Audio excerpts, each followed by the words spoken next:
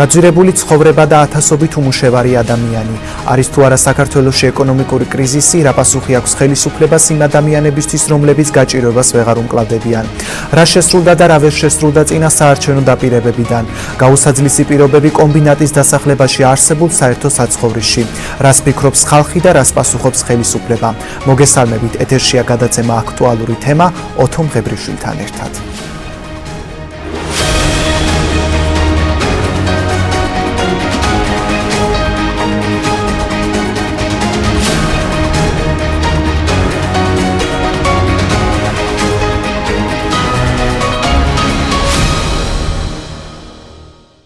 დღევანდელი გადაცემის თემაა ეკონომიკური კრიზისი საქართველოში, რატომ გაედინება ათასობით ადამიანი ქვეყნიდან და როგორ პირობებში უწევთ მათ ცხოვრება.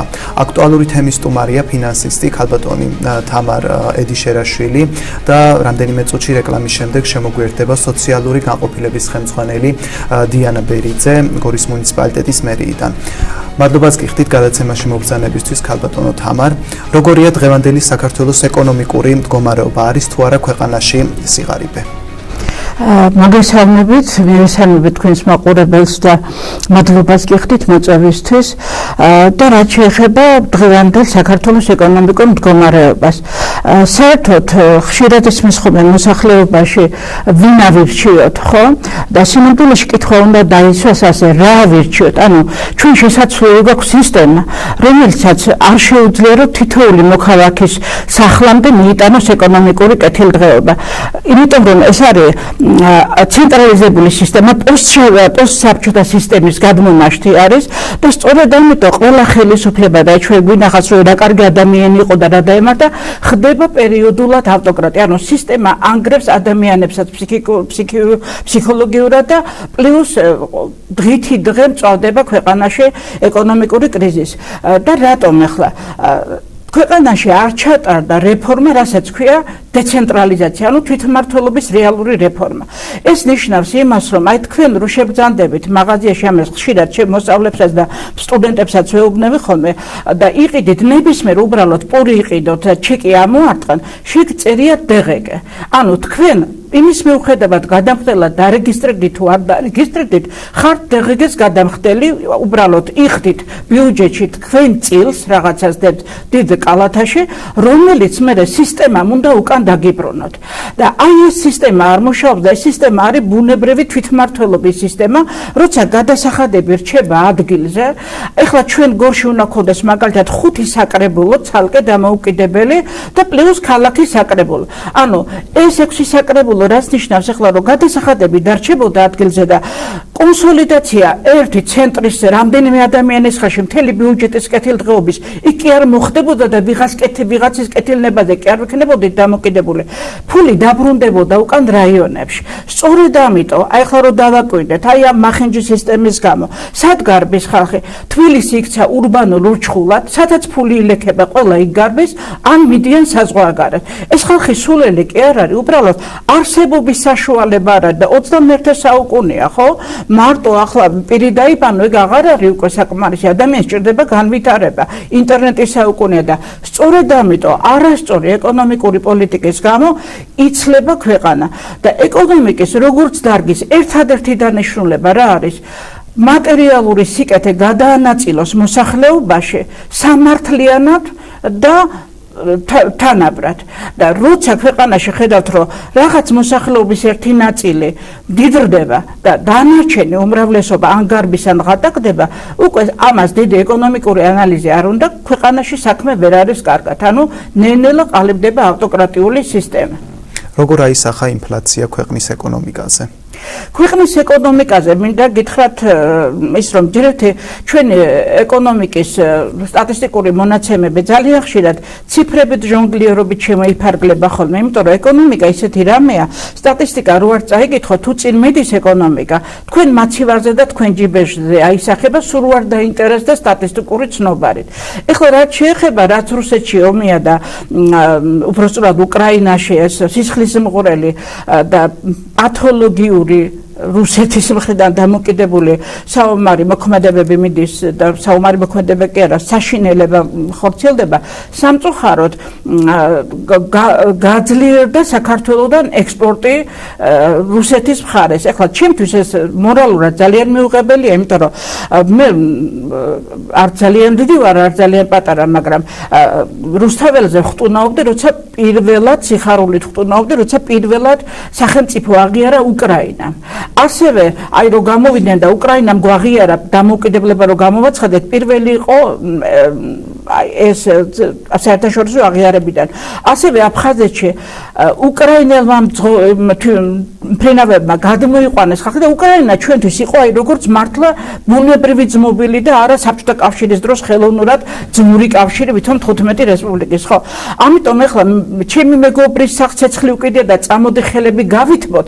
ჩემთვის ასეთი ეკონომიკური მიჯაჭვულობა რუსეთზე არის ზუსტად აი ასეთი ამორალური დამოკიდებულება, იმიტომ რომ როცა გამოცხადდა რუსეთი კეთროვანად და სანქციებად, ჩვენ ამ დროს პირიქით არ უნდა ჩავეხუტოთ და ისეთი ჩაგრული ხალხის მხარეს უნდა დავდგეთ, როგორი ჩვენ ვიყავით, იმიტომ რომ რაც რუსეთი შემოვიდა საქართველოს ტერიტორიაზე, საუკეთესო ტვინები დაგვიხოცა, ღირსეული ინტელექტით სავსე ხალხი დაგვიხოცა და ზუსტად ის პრობლემები დაწყებული მე-19 საუკუნიდან დღემდე, მე-20 საუკუნე ხო პირდაპირ სისხლის სიმღვრელ საუკუნედ გამოგვიცხადა დაწყებული მეორე მსოფლიო ომიდან, დღემდე მოგვდევს. აი ხა ჩვენ ხშირად ვეძებთ ლიდერებს, მაგრამ სინამდვილეში ეს ლიდერები ზუსტად რუსეთის მიზანმიმართული პოლიტიკით წლიდან წლამდე ნადგურდებოდა და ეხლა სამწუხაროდ ძალიან ძლიერი ჰიბრიდული ომი მიდის და ზუსტად ეს ყველაფერი აისახება ჩვენ არა მარტო ეკონომიკურ მდგომარეობაზე, არამედ საერთოდ ჩვენს კულტურაზე, ჩვენ სამოქალაქო საზოგადოებაზე და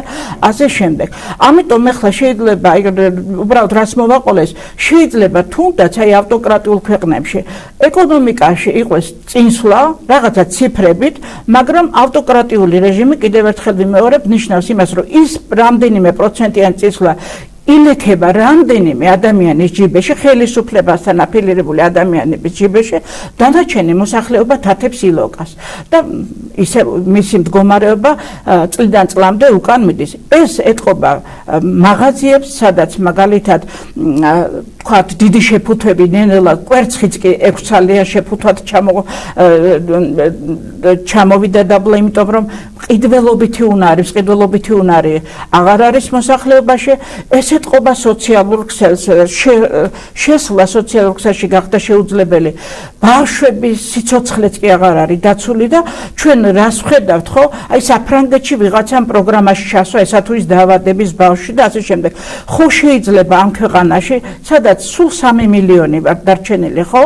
და თუ კარგი მოსახლეობის აღწერა ჩატარდება, შეიძლება ესეც არ იყოს.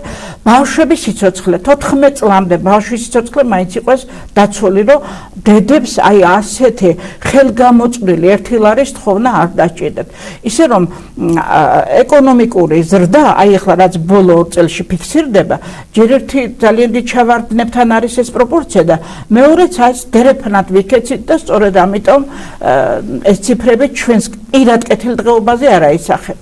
ქალბატონ თამარ, თქვენ აღნიშნეთ, რომ საქართველოს არ უნდა იყოს რუსეთის ეკონომიკაზე დამოკიდებული, მაგრამ რეგიონში საზოგადოების ნაწილი თვლის, რომ ძველი გადმონაშთიდან უნდა გაიხსნას ისევ ერგნეთის ბაზარი, უნდა იყოს მიმოსვლა, რომელიც თქვენ კარგად მოგეხსენებათ, რომ ერგნეთის ბაზარი ემსახურებოდა კონტრაბანდას.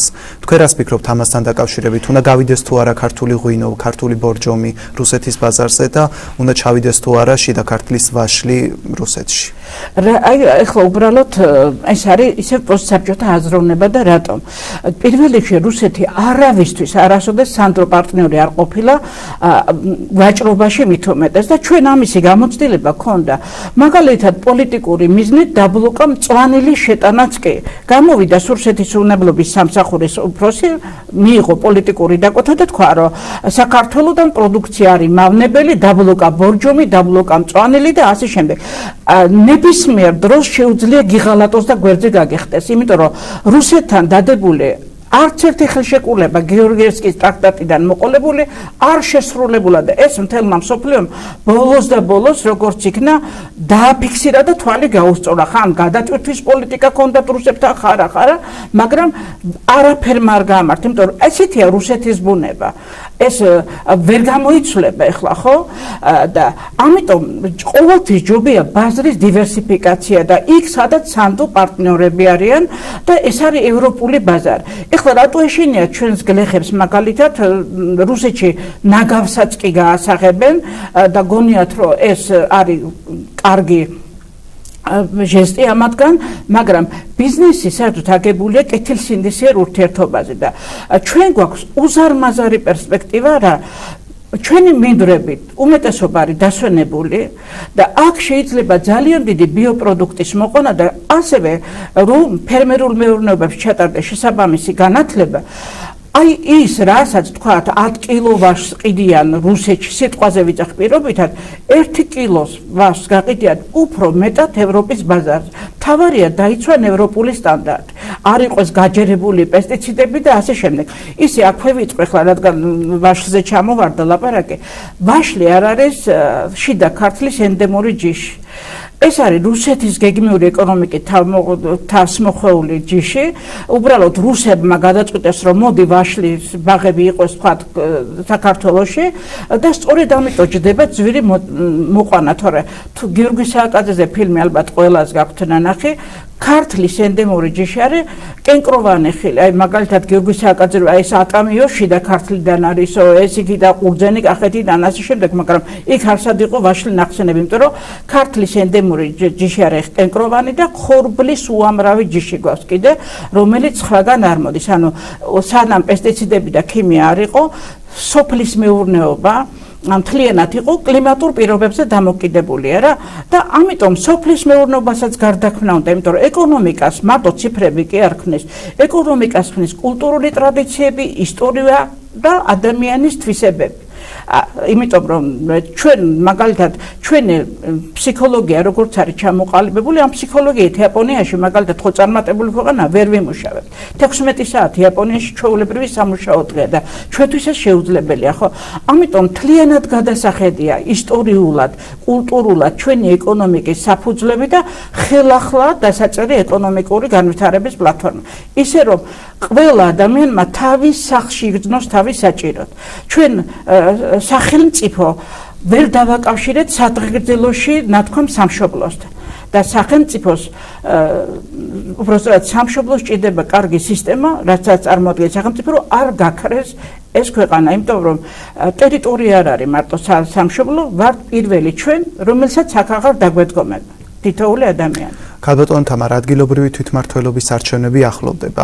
როგორ შეაფასებდით მათ მუშაობას 4 წლის განმავლობაში? რა გაკეთდა სოციალური კუთხით რეგიონში, მუნიციპალიტეტში? ეხლა რამე და გითხრათ, იცით რომ მუნიციპალიტეტში ძალიან ბევრს ვიცნო. ეხლაც მერი ვინც დაინიშნა კონსტანტინე ბუძალაძე, ჩემთვის ერთ-ერთი უსაყვარლესი ადამიანი.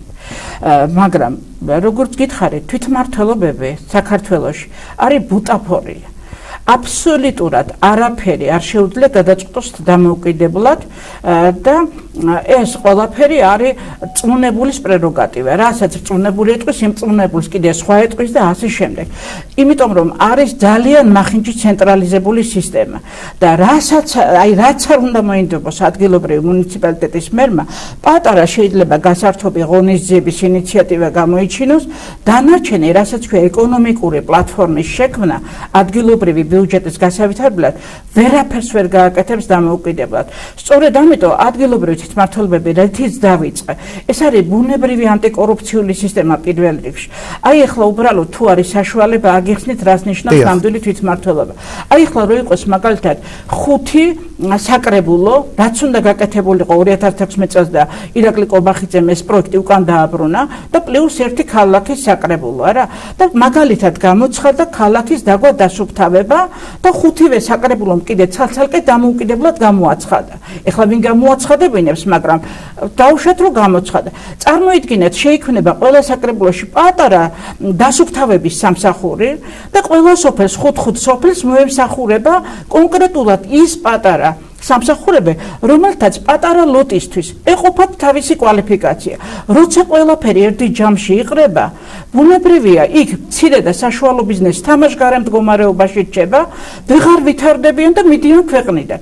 არა და ჩვენაირი ქვეყნისთვის მცირე და საშუალო ბიზნესის განვითარება არის აუცილებელი, სასიცოცხლოდ აუცილებელი. ასევე აი მუსიკალურ სკოლას არ შეუძლია იყიდოს ნოტების რეული, რატომ კულტურის ცენტრს აქვს მთელი აი ეს აიპები გაერთიანებული და ცენტრალიზებულად უნდა შეისყიდოს საკანცელერიო ნივთებიც კი. წარმოიდგინეთ ახლა რამდენი საბავშვო ბაღია, რამდენი თუნდაც კულტურის ობიექტი ყველა ცალ-ცალკე ყიდულობდეს. არ ქონდეს ზედამხედველობა.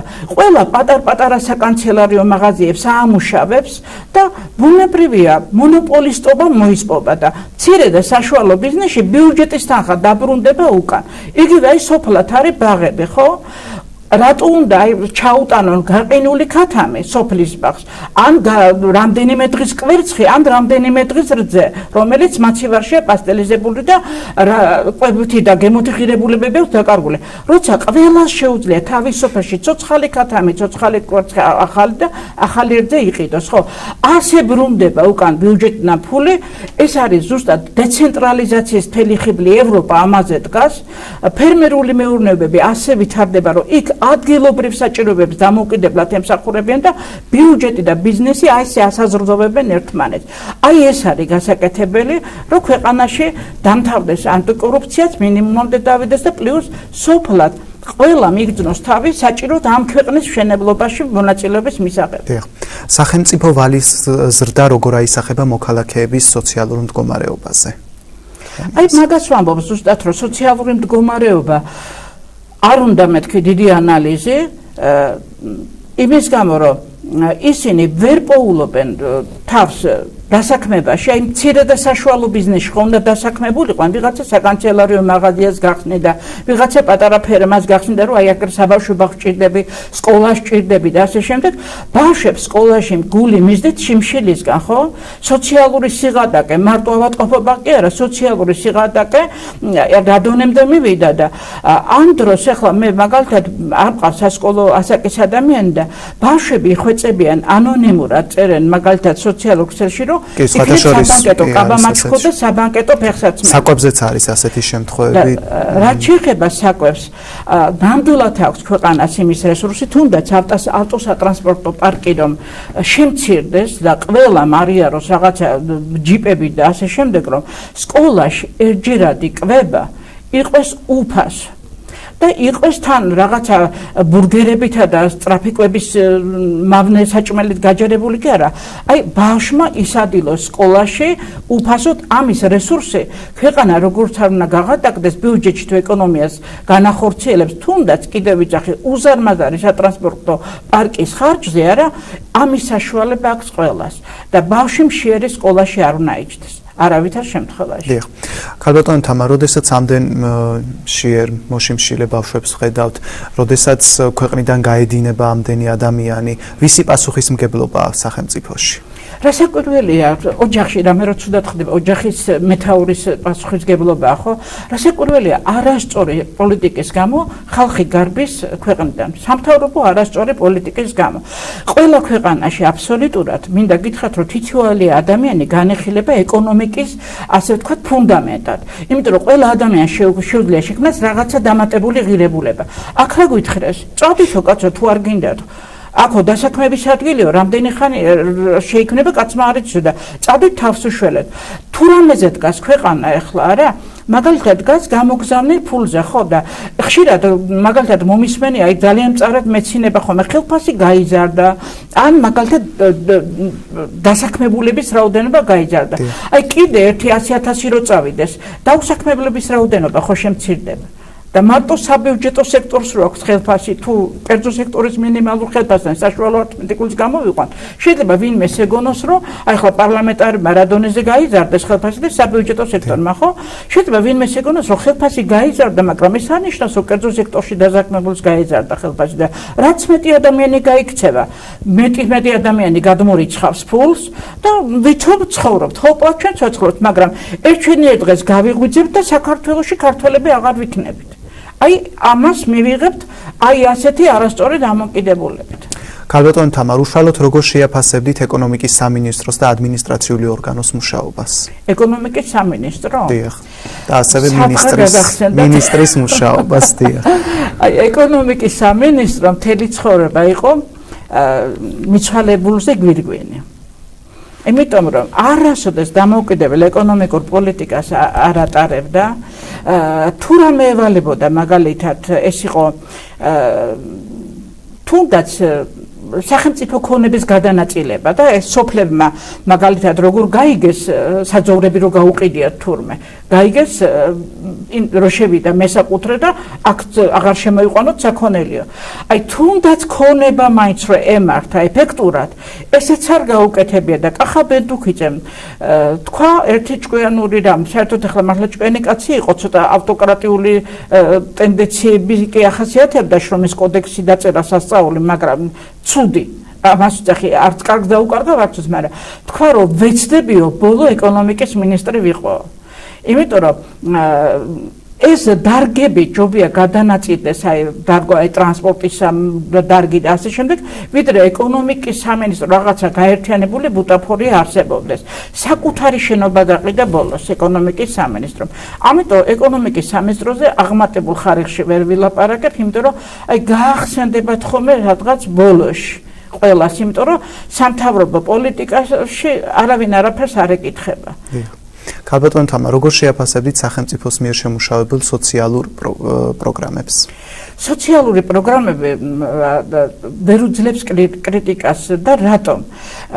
პირველ რიგში არ არის პრობლემების ინვენტარიზაცია ჩატარებული. ანუ რამდენი თქვათ ავადმყოფი ბავშვია, რამდენი თქვათ შეზღუდული შესაძლებლობის ადამიანია და ასე შემდეგ, არა? სწორედ ამიტომ ქვეყანაში პირველ რიგში უნდა დასახმარებელი კატეგორია გამოიკვეთოს მეორეც როცა ჯანღონით სავსე ადამიანს სოციალურ დახმარებას 50 ლარს აძლევდა ხან წინასაარჩევნო ჩასვლა პროგრამაში და ხან ამოეყრობ ეს არის ბიუჯეტიდან გადაყრილი ფული ჯობია ეს ახალგაზრდა 50 ლარის მათხოვარი კი არ გახადო გადაამზადო პროფესია მისცე სტარტაპის საშუალება მისცე დაეხმარო ვიდრე მთელი ცხოვრება 50 ლარზე იყოს ჩამოკიდული და ვაიმე არ გამაფორმო სადმე და რაღაცა არ დაკარგო 50 ლარი ფსიქიკა ნადგურდება, იცით? ძალიან ყველაფერი იწყება მენტალური რევოლუციით. ახალგაზრდას როცა ასე დაუკნინებ ღირსებას, რომ შენ ხარ 50 ლარის მათხოვარი, ის ღირსეულ ქვეყანას ვერ შექმნის.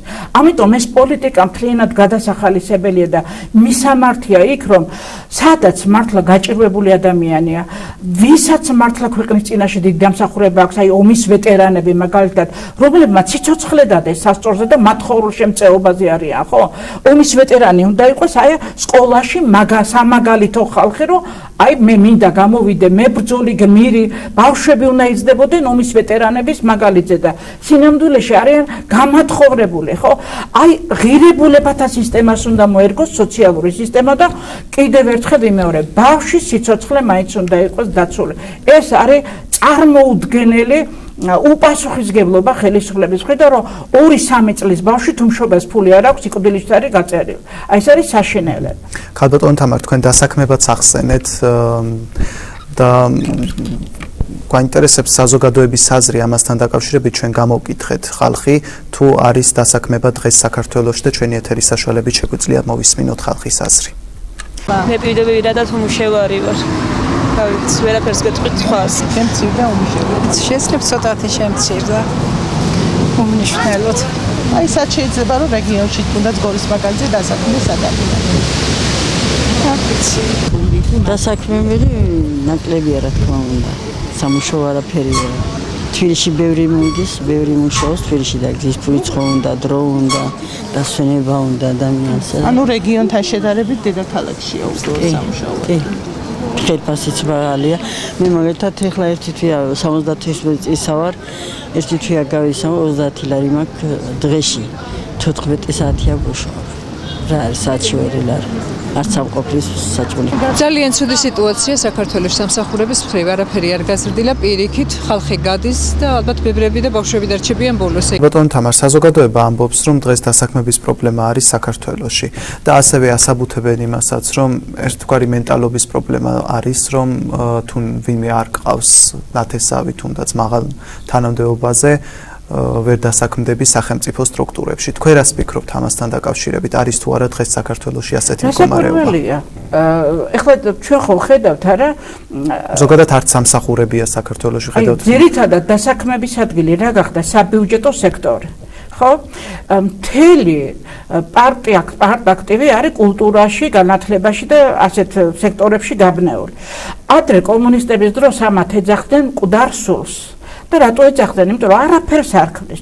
ფულს აქვს გაცვლითი ფუნქცია, მე თქვენგან რაღაც უნდა ვიყიდო, რომ ფული გადაგიხადოთ, ხო ესე? ან მომსახურება უნდა მომყიდოთ, ან საქონელი. და ამ დროს ამდენი მკვდარი სული როა ბიუჯეტში, რომელიც არაფერს არ ქმნის, არანაირ მომსახურებას და თქვენ ახლა როგორ ფიქრობთ, ნახევარი საბიუჯეტო სექტორი რო დაიკარგოს? აი გავიდა და დაიკარგა. თქვენ რამე სიგრძნობთ? დაგაკლდებათ რამე? ხო აბსოლუტურად არც ერთი ჩვენგანი არაფერს არ ვიქნებთ, არა სწორედ ამიტომ ფული, ზედმეტი ფული, რომელიც არ გამოუმუშავები არ არის, იღვრება ბაზარზე და მომსახურებაზე და საქონელზე მეტი რაოდენობის ფული ტრიალებს და რა ხდება? ყოველდღიურად იმატებს პროდუქციაზე ფასები, იმიტომ რომ ფულის მასა ბაზარზე ბევრად მეტია, ვიდრე შეთავაზებული მომსახურება და საქონელი.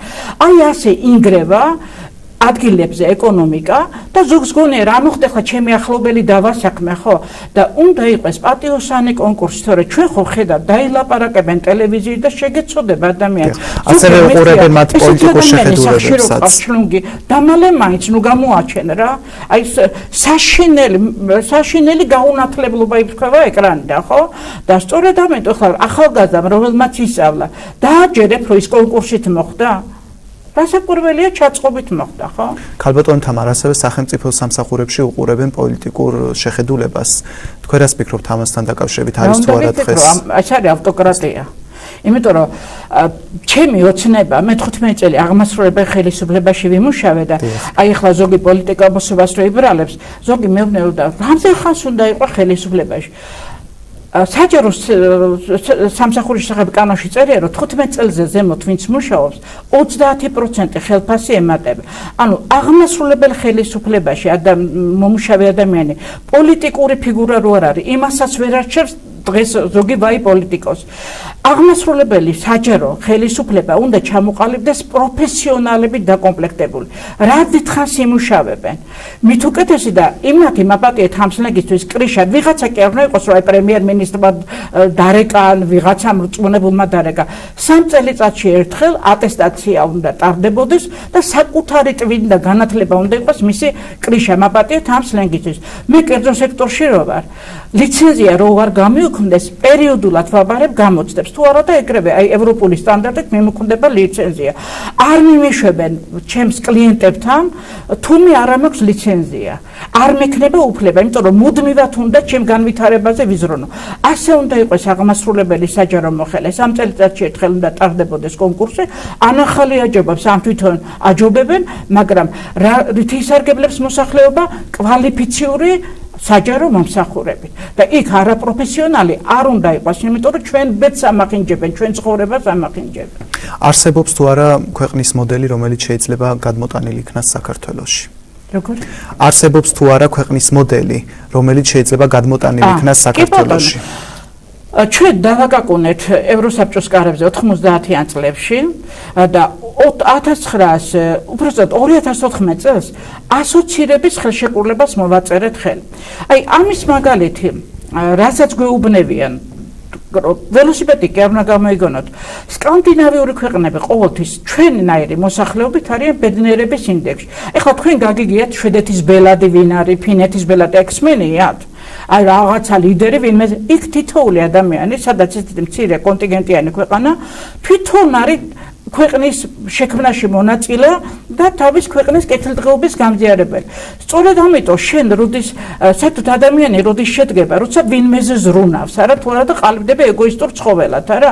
და როცა შენ სახელმწიფოზე ზრუნავ, არა, შენ ღებულობ მონაწილეობა შენი სახელმწიფოს შექმნაში, მერე სხვა დამოკიდებულება გეჩნდება. სადღეგრძელოში კი არ ამბობ მარტო სამშობლოს გაუმარჯვა. უკვე ყოველდღურად ფხიზლად ხარო. შენ შვილისთვის რაც აკეთე, აგურზე რო დადე, ვინმე მახინჯმა პოლიტიკასმა არ წაგართას და სისტემა ქმნის უკვე ასეთ პოლიტიკურ საქციელს და მირონცხებული პოლიტიკოსების მოძებნა. ჩვენ აბა ვის მივცე ხმა? ეს კითხვა უნდა დასრულდეს, ვის კი არა, რას მივცეთ ხმა? აი სკანდინავიური ქვეყნების მრავალპარტიულ სისტემას უნდა მივცეთ ხმა. იმიტომ რომ დიდი პარტია ვერასოდეს ვერ ჩამოყალიბდება დემოკრატად და პატარა პარტიები ერთმანეთთან კონკურენციაში ყოველთვის ეცდებიან თავი მოგვაწოდონ. აი ჩვენ უბანში ხუთი პატარა მაღაზია რო იყოს და ეჯიბრებოდნენ რომ საჩევად ფასი გააიაფონ, მრავალფეროვანი ასორტიმენტი ქონდეთ. ეგ ჯობია თუ ეხლა რაც ხდება გორში ყველგან სადაც შეხვალ მონოპოლია, სულ ორმა ფირმამ შეისყიდა მთელი გორის მაღაზიები, სადაც შეხვალ ერთგან რა ფასიც არის, ის არის სხვაგან, აღარც უნდა წახვიდეს სხვაგან. მთელი სააფთიაქო სისტემა ხუთ მომწოდებელზეა. 10 მაგფას დაადებს ერთი, შეკრულები არიან, მონოპოლისტური ფასებით თამაშობენ. ყველგან იგივე ფასია, სხვაგან აღარც უნდა ეძება, ხო? აი მონოპოლიზმი ასე ყუპავს და ამიტომ გარბის ხალხს და დეცენტრალიზებული სისტემა კიდე ყოველთვის აბსოლუტურად მცირე და საშუალო ბიზნესის განვითარებას იძლევა. ამის საშუალო. ქალბატონო თამარ, თქვენ მედიკამენტები ახსენეთ. დღეს როგორ ცხოვრობს პენსიონერი საქართველოში? როგორ შეაფასებდით მათ ცხოვრებას პენსიონერების? დიახ. მე გავხდი პენსიონერი 1 წლის წინ. პენსიის შესახებ კანონი არ მქონდა, მარტო წაკითხო. და იმის წაკითხვაც მომიწია, იმიტომ რომ მივედი საპენსიო სისტემის სააგენტოში, აღმოჩნდა რომ თუ განცხადება გახდები თუ არა პენსიონერი არ დაწერე, ის თვეები გეკარგება. ჯერ ეს რომელ სამართალში წერია, დაუშვა და ზამთარში გავხდი მთაში პენსიონერი, ვერ ჩამოვედი რამდენიმე თვე, ჩაიკეტა გზა ან ავათვარ, რატო უნდა დავკარგო ის პენსია, ხო? მეორე სიმახინჯე, აი მაგალითად რუსთაველის თეატრში დამლაგებელი ითვლება საჯარო მოხალისე, რომ შენო ბიუჯეტი ნახელფას ხო იღებ. პენსიონერი რომ მუშაობს, ეგ არის ტრაგედია და ჩვენი პენსიონერები კიდე საზღვარგარეთ რომ სხვა პენსიონერებს უვლიან, არა? ხო და ესეც რა სიმახინჯეა, რომ საჯარო მოხელეთ ითვლება დამლაგებელი და ბიუჯეტიდან ორი განაცემი არ შეიძლება ორხელფასი აიღო და პლუს პენსია და აღარ იკითხავთ ეს პენსია რამდენია?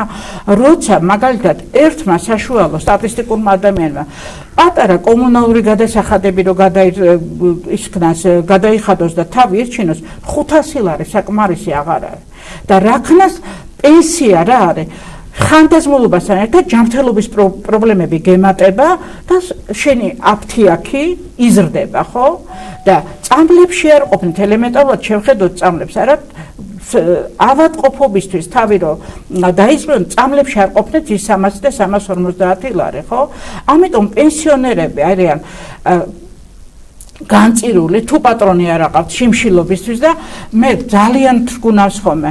არ ვიცი თბილისში მიწისქვეშა გასასვლელში თუ ჩასულა მთავრობის რომელიმე წევრი ან მეტროში, ხელგამოჭრილი მოხუცები. წარმოიდგინეთ თოვში და ქარში მე რო აივანზე გავალ და შემცირდება და უკან შევარდები, ამ დროს მოხუცები ქუჩას შეხედან და იხდიან მოწყალებას ითხოვენ და სადაც ბავშვები შემშილობენ, იქ შამპანურებს არ ხსნიან და მორალური პრობლემები გვაქვს ძალიან დიდი. შენ თავს ფუფუნების უფლება იმდენი ავადმყოფი ბავშვი და მოხუცია ვერ უნდა მისცე ოდნავ მორალზე თუ წყრალად არ ახ.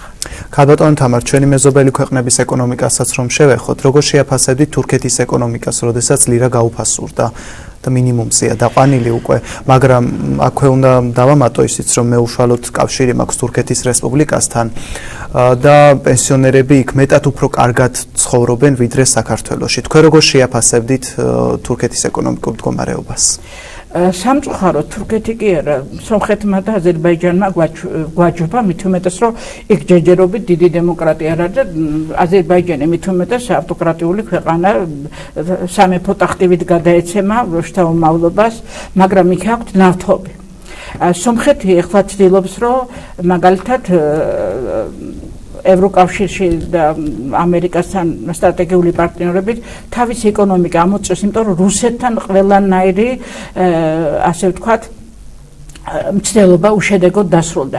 რაც შეეხება თურქეთს მოსდევს კარგი ეკონომიკური ბაზა, თორე ეხლა ერდოღანის ავტოკრატია უნდა ვაღიაროთ, მაგრამ თურქეთმა ვერ წარმოიდგენთ როგორი ღატაკი ქვეყანა იყო, წარმოიდგინეთ ჩვენ აქედან უთუები გაგვქონდა და ტანსაცმელი და რაღაც ფართლეული გაგვქონდა და სუბსიდირების პროგრამით აამუშავა მცირე და საშუალო ბიზნესი ისეთ დონეზე, რომ დღემდე აი ლარმა როგორც არ უნდა ლირამ როგორც არ უნდა იმერყეოს თურქმა ლირამ მაინც ყოველ შემთხვევაში ჩვენარი კატასტროფამდე ვერ მედიან. მით უმეტეს რომ ხშირად სხვა დაძაბულობებიც არის იქ პოლიტიკური. თუმცა ჩემდა გასაკვირად მაინც მადლობა ღმერთს აი ახალი თაობა მოდის ინტერნეტის თაობა და ერდოღანს აი თავის ავტოკრატიაში ხშირად ოპოზიცია უქმნის პრობლემებს და იმედი მაქვს რომ ნენელა ეს გადამდები ვირუსი ყველა შეეხება მათ შორის ძალიან ბედნიერი ვარ რომ რუმინეთში რომელმაც წარმოიდგინეთ მე 90-იან წლებში ვიყავი რუმინეთში და სტუდენტები დახვეწა ჩაუშესკომ და გვაჩვენეს კედელი სადაც ეს ამდენი სტუდენტი დახვეწეს რუსული ჰიბრიდული ომი იმდენად ძლიერი აღმოჩნდა რომ ეხლა კინაღამ ცოტა შერეკილი ადამიანი კინაღამ აირჩიეს რუსული ჰიბრიდული ომი მუშაობს ნამდვილ ომზე მაგრად თორე როგორ შეიძლება ნაომარ ქალაქში რომელიც ბუდიშს არ იხდის, ისევ რუსეთი გინდოდეს. ამაზე მეტი ვინ უნდა დაგწყევლოს, რომ შენი მოსისხლე ისტორიული მტერი მეგობრად გეგულებოდეს. ქალბატონო თამარ, ევროპა უდგას თუ არა გვერდში საქართველოს ეკონომიკურად? ბატონო? ევროპა უდგას თუ არა გვერდში საქართველოს ეკონომიკურად? ხერას ფიქრობთ, როდესაც მინდა გითხრათ, რომ თუ რამე დღეს თავი მოგწონს, აი აქ ინფრასტრუქტურის განვითარებით და ასე შემდეგ, ეს არის ევროპული ან გრანტი, ან იაფასიანი სესხი. სამწუხაროდ მთავრობა თვითონ იბრალებს ხოლმე და აი სოფლად თუნდაც გზები, წყალგაყვანილობა და ასე შემდეგ თუ რამე გაკეთდა, ეს მთავრობის დამსახურება გონიათ ხოლმე, რომ მთავრობა არ ეუბნება, რომ აი ეს დაფინანსების ამადამ დონორებით გაკეთდა ესათვის პროექტი. 93 წელს დავიწყე მე გორის გამგეობაში მუშაობა. მაშინ იყო ხოლმე, რომ აი სოფლად მიწის ნაკვეთებიც კი არ იყო აღწერილი. გადაფარული ნაკვეთები და იყო გაუთავებელი გლეხებს შორის ჩხუბი, აი ერთ გოჯ მიწაზე ერთმანეთს ხოცავდნენ. მიწის კადასტრი დღესაც რაზეც დგას ქონების მართვის სააგენტო და საჯარო რეესტრი. პირველი ახლა დანარჩენი პროექტები რო არ მოგიყვეთ, გვაჩუქა გერმანიამ უფასოდ. საქართველოს ტოპოგრაფიული რუკა გვაჩუქა გერმანიამ, როგორც იქნა რომ აი მიწას რო იყიდი და კოლები რო ჩაგირჭონ 93 წლიდან გერმანიის დამსახურება. უამრავი პროექტი.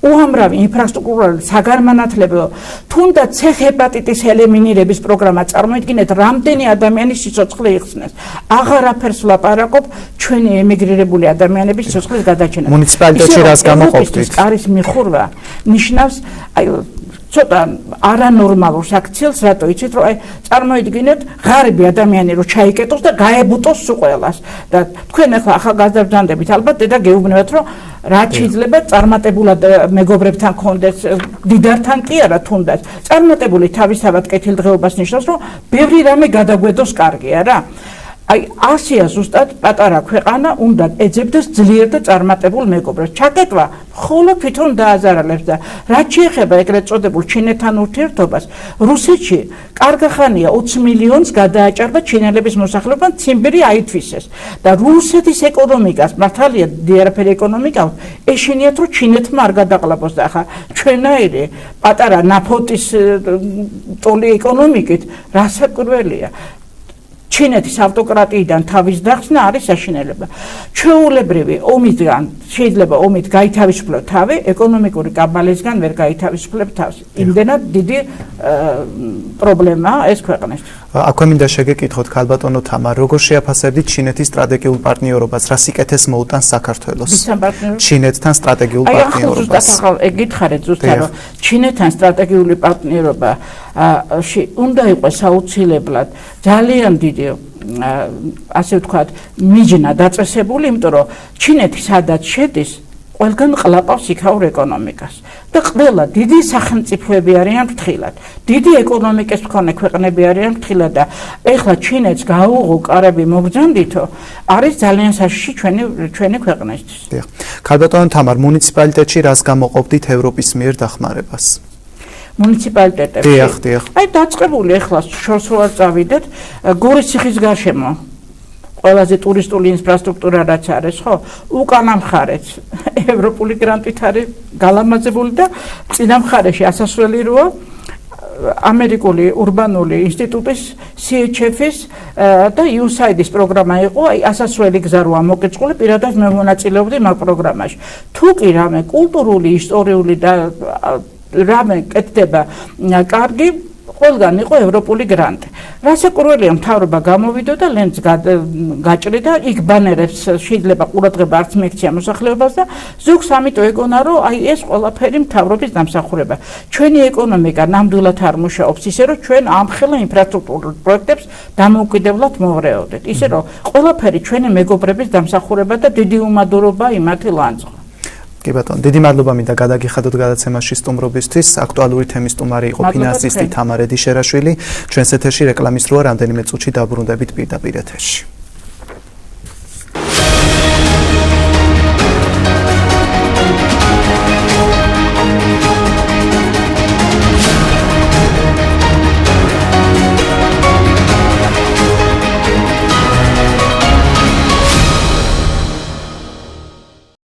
დაბრუნდით პირდაპირ ეთერში. ჩვენი გადაცემის სტუმარია ჯანდაცვისა და სოციალური სამსახურის ხელმძღვანელი დიანა ბერიძე. პირველ რიგში მადლობას გიხდით ქალბატონო დიანა მობრძანებისთვის გადაცემაში. რა სახის დახმარებებია გორის მუნიციპალიტეტის სოციალური პროგრამის ფარგლებში? მოგესალმებით, დიდი მადლობა მინდა გითხრათ მოწვევისთვის და დაინტერესებისთვის ამ ჩვენი მიმართულებით და გეტყვით რომ გორის მუნიციპალიტეტის მერი ახორციელებს პროგრამებს, რომელიც არის დამტკიცებული ჩვენი საკრებულოს გორის მუნიციპალიტეტის საკრებულოს მიერ და ეს პროგრამები ემსახურება როგორც ჯანდაცვის მიმართულებას, სოციალურ მიმართულებას, ბავშვთა დაცვის კუთხით მიმართულებას და სხვა სოციალური სერვისების განხორციელებას. რა სახის დახმარებებია უშუალოდ გორის მუნიციპალიტეტის სოციალური პროგრამის ფარგლებში? სოციალური როგორც აღნიშნე გორის მუნიციპალიტეტის მერის ჯანდაცვის და სოციალური სამსახური ემსახურება როგორც ჯანდაცვის მიმართულებით, ასევე სოციალური მიმართულებით დახმარებებს, გასცემს დახმარებებს და ეხმარება ამ კუთხით მოსახლეობას.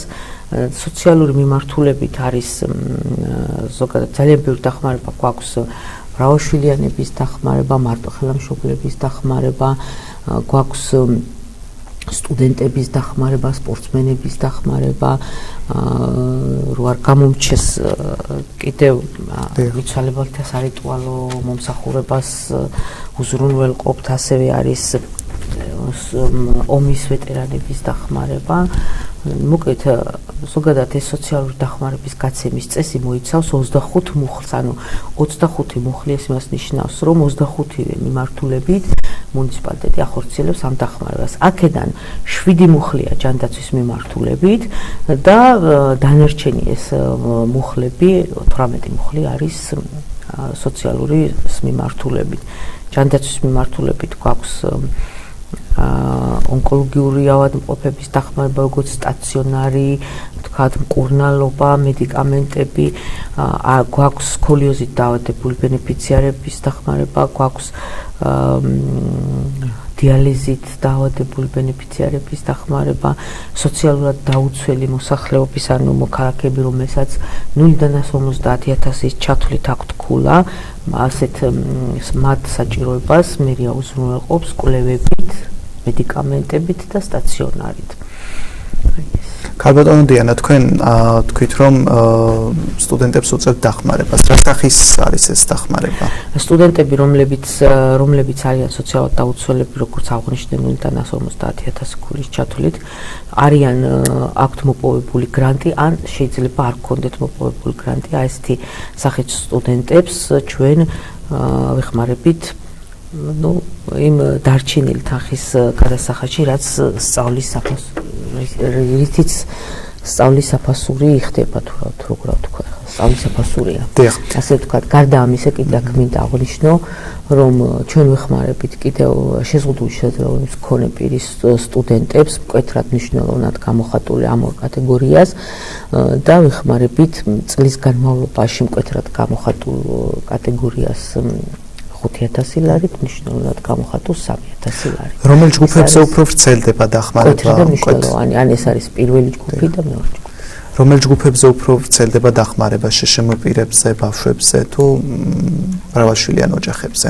სტუდენტების თემაში მეუბნებით თუ არა, საერთოდ აი უყურეთ როგორ არის ზოგადად აღებულია ეს წესი, რასაც მოიცავს, რომ თანაბრად ანუ მოვიცვათ თითქმის ყველა კატეგორია, რომ არ დაგვრჩეს უყურადღებოთ, ყავს შშმ პირებიც, ყავს სოციალურად დაუცველებიც, მათ შორის არ არიან მაგალითად სოციალურად დაუცველები, მაგრამ ამათ აქვთ დახმარება, მაგალითად ონკოლოგიაში ჩვენ გულა არ გვიდევს და არც არაფერი, ანუ ადამიანი რომელსაც ესაჭიროება და აღმოაჩნდა ეს დაავადება, ამ შემთხვევაში შესაძლებელია ჩვენი დახმარებებით ისარგებლოს, ისე რომ ფაქტიურად მთელი ეს წესი ისეთნაირად არის განაწილებული, რომ თითქოს მოვიცვათ ყველა ის კატეგორია, რომელიც ამის საჭიროებას მოითხოვს მუნიციპალიტეტიდან, ყოველ შემთხვევაში მუნიციპალიტეტს გარდა ამისა აქვს კიდევ ერთჯერადი დახმარება, რომელიც არის იმ მომენტისთვის ოჯახი, რომელიც განიცდის უკიდურეს გაჭირვებას და ვთქვათ, ვერც ერთ მუნიციპალურ პროგრამაში ვერ ჯდება და მუნიციპალიტეტი ვერ ეხმარება, აი აქ არის დარჩენილი ის სივრცე,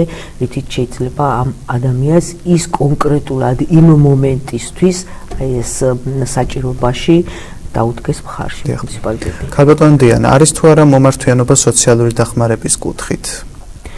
გაზრდილია თუ არა მაჩვენებელი?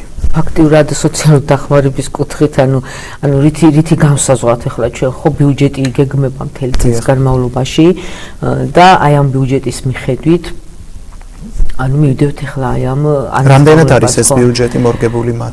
რა თქმა უნდა, არის მორგებული, იმდენად შემიძლია ეს ხმამაღლა ვთქვა, რომ უკვე წლის ბოლოს და უკვე იმ პერიოდში, როდესაც უკვე წელიწადი მთავრდება, ჩვენ თანხები ფაქტიურად ასათვისებელი არ გვჩება და შესაბამისად, ანუ ეხმაურება და მორგებულია და საჭიროა იმ ხალხზე ეს დახმარება, რაც წესშია გათვლილი. რა კრიტერიუმებს უნდა აკმაყოფილებდეს პირი, რომ მიიღოს დახმარება? აი როგორც აღნიშნეთ, ახლა კრიტერიუმები ძირითადად გვაქვს, ანუ თითქმის იგივე კითხვა მეორდება, ანუ გვაქვს სოციალურად დაუცველი ყველა შემთხვევაში უნდა იყოს 0-დან 150,000-მდე, იმიტომ რომ გვაქვს ეს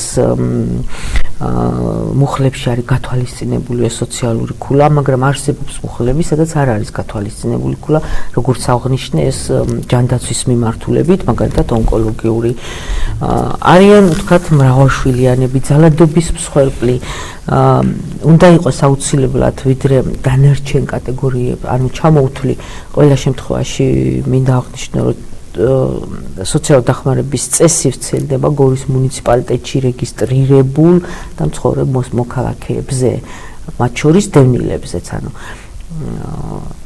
მუნიციპალიტეტის ტერიტორიაზე რეგისტრირებული ვინც არის რა. სხვა შემთხვევაში ჩვენ ამ დახმარებას ვერ გაუწევთ სხვა მუნიციპალიტეტის წარმომადგენლებს, ეს არის. Ну, დანარჩენი ახლა უნდა იყოს, ვთქვათ, აი მაგალითად ომის ვეტერანები, იქ გვაქვს მკვეთრად გამოხატული, მნიშვნელოვნად გამოხატული, ზომიერად გამოხატული, ანუ ეს უკვე იქ დაკონკრეტებულია მუხლობრივად ეს დანარჩენი გასაცემელი ვიზეც გაიცემა.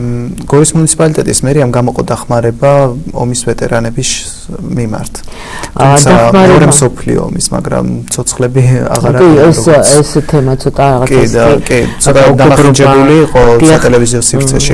კი, ეს დიახ, ეს იყო ეს მუხლი, რომ მუხლით დახმარება, რომელიც საერთოდ მოიცავს ომის ვეტერანებს. აი მათ შორის არის დიდი სამამულო ომი, იყო აფხაზეთის ომი, ვთქვათ, სამოჩაბლოს ომი და ანუ ვეტერანებს მთლიანად მოიცავდა და სამწუხაროდ, როდესაც უკვე ეს დიდი ხანია, ვთქვათ, ეს მუხლი უკვე მუშაობს და იღებენ ეს კატეგორია დახმარებას და როდესაც ჩვენ დავიწყეთ ახლა უკვე ვიფიქრეთ, რომ ბიუჯეტი ამის საშუალებას გვაძლევდა, რომ თანხები მოგვემატებინა, თორე განახალი მუხლი შეიქმნა, არაფერი არ შექმნილა ახალი, თანხა მოგვემატებინა. აი ამ პროცესში ჩვენ ყავდა ერთი ადამიანი დარჩენილი, ღრმად პატივცემული, რომელიც 100 წელზე მეტი ხნისა იყო უკვე და ვიდრე ეს მუხლი დამუშავდა, ანუ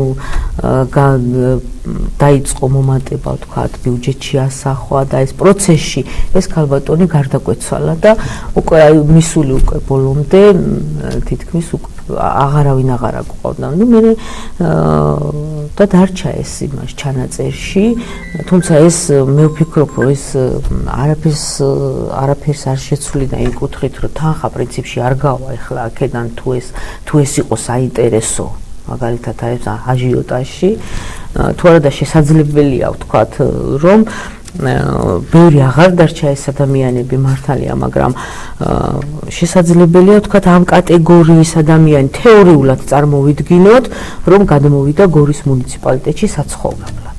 თეორიულად არ ვიცით ახლა, მაგრამ ეს თანხა რამდენი განისაზღვრა დახმარების? თანხა იყო 1000 ლარი ჯამში მათი გასაცემელი, დღეს არის 1300 ლარით მოემატათ ამ კატეგორიას თანხები. დიახ. ქალბატონი დიანა, პირველ რა დოკუმენტები უნდა წარადგინოს, რომ მიიღოს დახმარება? ნუ აქ ყველა მუხლში არის სხვადასხვა დოკუმენტები წარმოსადგენი, მაგრამ ძირითადად არის პირადობის მოწმობა, განცხადება შესაბამისად იმ სტატუსის თუ ვთქვათ, თუნდაც ახლა ომის ვეტერანებზე გქონდა საუბარი, ანუ სტატუსის დამადასტურებელი დოკუმენტაცია, თუ ვთქვათ ჯანდაცვის მიმართულებით არის ვთქვათ შემოსული განცხადება, ფორმანსი, კალკულაცია, ვთქვათ, თუ ბავშვების მიმართულებით არის შემოსული სოციალურ დახმარებაში, მაგალითად დაბადების მოწმობები, ვთქვათ, ამბავი ვთქვათ მრავალშვილიანის, ხო, დაბადების გარდა ამ განცხადებისა და მშობლების ამ დამადასტურებელი დოკუმენტის და ბავშვების დაბადების მოწმობები, მათი რეგისტრაციის ადგილის მოწმობები და ასე შემდეგ. დიახ.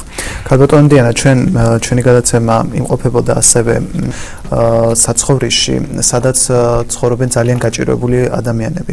სანამუშრალოდ თქვენ შეფასებას მოვისმენდი ამასთან დაკავშირებით, ნახოთ თუ როგორ ცხოვრობენ ისინი. მე მგონი აფრიკაში ზანგები რო არიან მონები ისინი აღარენიან ეგრეთ როგორც აქ არის ის კედლები ხო იგრევა აი თან საქმო იმაშია რომ აქ დავუშვათ და მე აქ ცხოვრობ და მინდა გავაკეთო ეს სადღაცებში უნდა იერონება თუ აიღო რომ გააკეთო მაგის უფლებაც არ გაქვს რომ გააკეთო ფანჯარა არა მაქვს კედელი ლპება არ უფლება არ გაქვს რომ ფანჯარა ამოიღო იქ ხო საერთოდ ტუალეტი ინგრევა. აი მივდანით, აი გამოყვებათ და ნახეთ.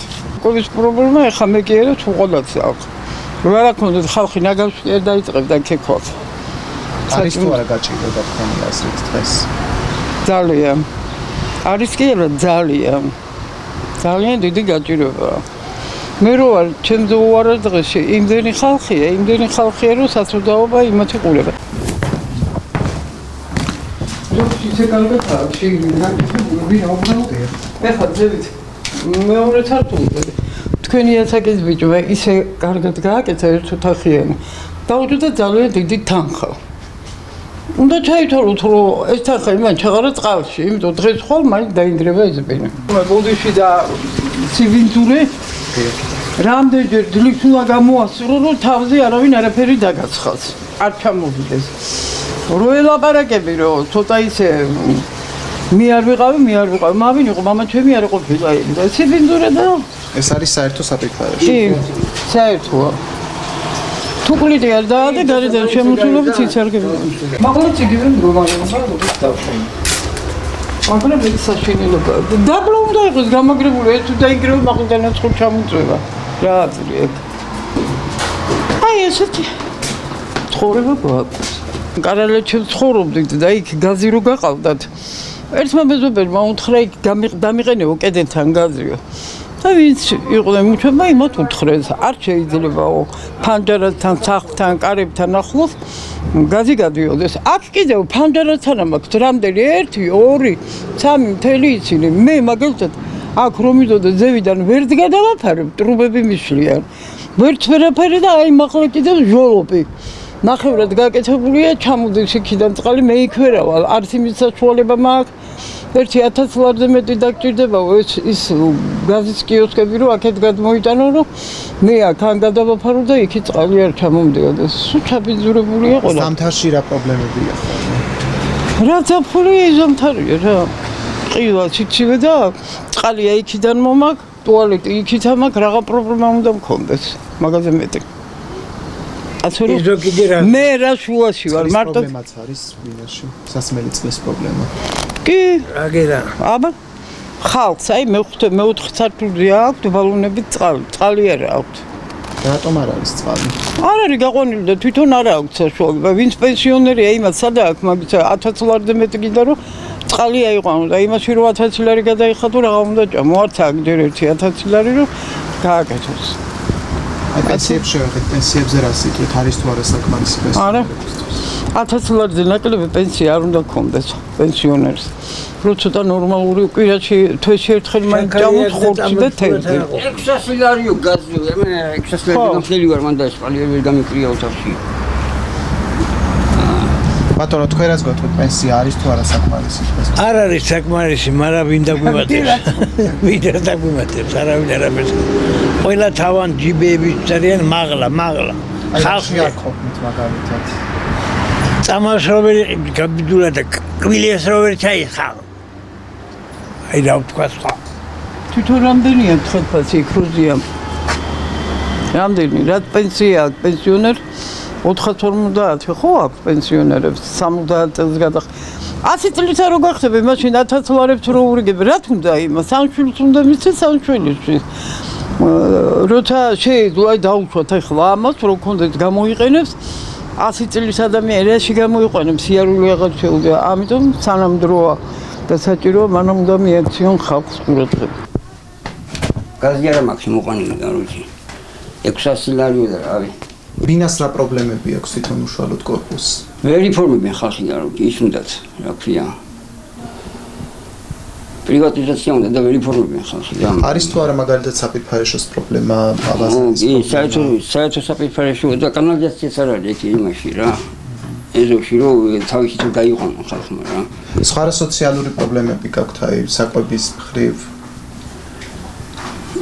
აი საკვების მხრივ მაინც დასაქმებული ბრძანდებით არა იმიტომ რომ საოპერაციო მაქვს ხელი მაქვს რა დინამიზის აურიაში მოყრევიდა მაგ ეგეც თავგან ფინანსა ისეც სოციალურად ანუ არანაირი დახმარება სხვა არა პირობები ახლა როგორც საერთო საცხოვრებელში ცუდი პირობები ბინა ავარიულია როგორც ვხედავ იქით გარედან კედლები გამონგრეული აქვს საერთო ტუალეტია ზოგს აქვს მაგრამ ალბათ ზოგს არ აქვს და გადად ნამდვილად არის გაჭირება რა მხრივ უფრო ყველა მხრივ სულ ყველა მხრივ ექიმი გინდა მაღაზია გინდა ბაზარი გინდა რაც გინდა ყველა მხრივ გაჭირება ასე რომ პენსიონერისთვის ყველაფერი გაჭირება პენსია არის თუ არა საკმარისი როცა წამალზე ხარ დამოკიდებული შენი პენსია არ არის საკმარისი მით უმეტეს როცა შენ გიწევს კომუნალურების გადახდას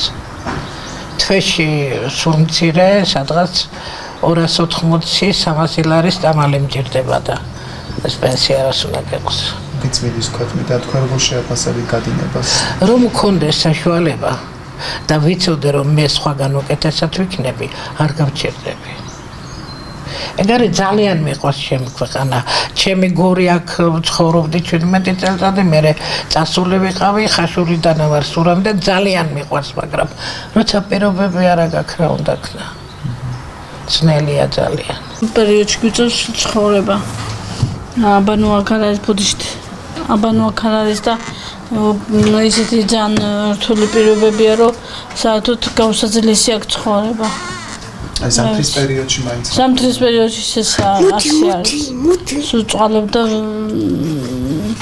მე შევთქვი წვალებთან ცხოვრებაში რა აი სველი წერტილის მხრივ რა პრობლემა ავარიულია კორპუსი კი ავარიულია კი მიმართეთ თუ არა მერიას კი რამდენჯერმე მაგრამ